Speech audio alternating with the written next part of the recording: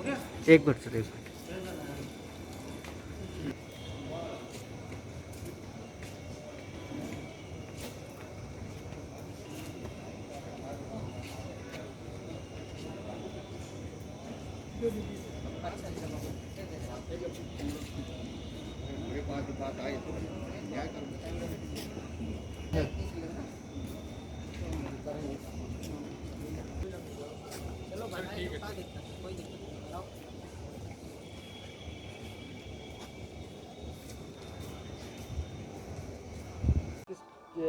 किस को लेकर ज्ञापन दिया आज आपने? हमने इसलिए ज्ञापन दिया है कि हम रामकोट ईराना मोहल्ले के ग्रामवासी हैं और हम लोगों को आज 4 महीने से परेशान किया जा रहा है कि आप लोग अपना घर खाली करके छोड़ के कहीं चले जाइए।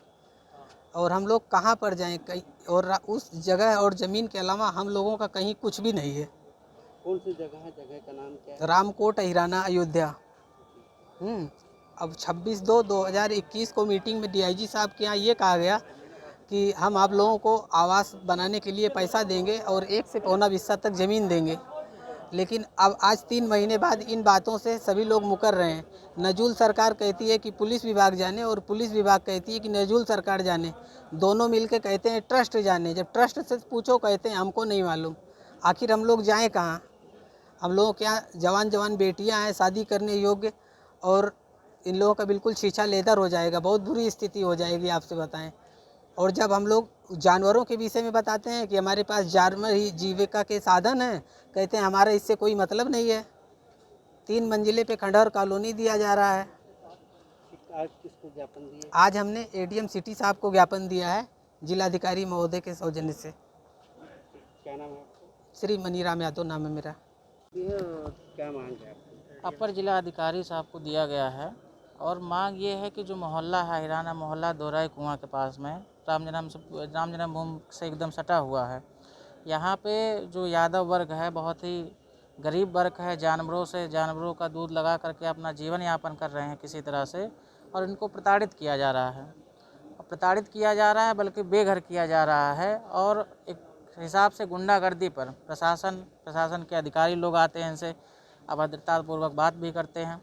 तो हमारा ये अनुरोध रहेगा सरकार से और जिला प्रशासन से भी कि इन लोगों को इनकी समस्या को कम से कम सुना तो जाए। पहली बात तो सुनने के लिए तैयार ही नहीं है, और दूसरी बात इनकी मांगों पर विचार विमर्श किया जाए और इनको कहीं ना कहीं शिफ्ट किया जाए। इस तरह से बेघर नहीं किया जाए। भाई मजदूर वर्ग है, कहाँ जाएगा? अब जिसके पास ज़मीन नहीं है, जो सरकारी ज़मीन पर अपना घर बनवा करके रह रहा है, किसी तरह से सरकारी ज़मीन पर घर बनवा करके रह रहा है, अगर उसके पास व्यक्तिगत ज़मीन होती, मारूसी ज़मीन होती, तो वो सरकारी ज़मीन पर घर क्यों बनवाता? पहली बात तो ये है। और अगर वो बनवा करके रह भी रहा है, किसी तरह से उसने घर बनवा लिया है, बहुत से लोग वहाँ पे प्रधानमंत्री आवास योजना के तहत वहाँ पर घर बना हुआ है जिन लोगों का, तो अगर प्रधानमंत्री आवास योजना के तहत घर बना हुआ था जिन लोगों का, आप उसको भी ढहा रहे हैं। उस मांग को भी मानने के लिए तैयार नहीं है। अब बताइए, कह रहे हैं काशीराम कॉलोनी में आपको एक कमरा दिला दिया जाएगा। अब कमरा दिला दिया जाएगा, कमरा में तो चलो ठीक है, वो अपना जीवन यापन कर लेंगे, जानवरों को कहाँ रख देंगे? जानवर कहाँ जाएंगे इनके? हैं? तो हमारी मांग ये है कि भाई इनको जितने में इनका घर बना है, किसी का 1 बिस्से में, किसी का 1.5 बिस्से में है, कम से कम एक मार्जिन वैल्यू लगा करके कि हाँ भाई 1000 स्क्वायर फीट जो पहले मांग हुई थी डीआईजी साहब के पास में, 1000 स्क्वायर फीट हम उनको ज़मीन दे देंगे, और वो ज़मीन दे दिया जाए और ज़्यादा नहीं प्रधानमंत्री आवास योजना पास करा दिया जाए। यही जो है प्रशासन से दरख्वास्त है। और क्या नाम है आपका? जी, मेरा नाम कृष्णा दास है और मैं दीन कुटिया मंदिर का वर्तमान महंत हूँ।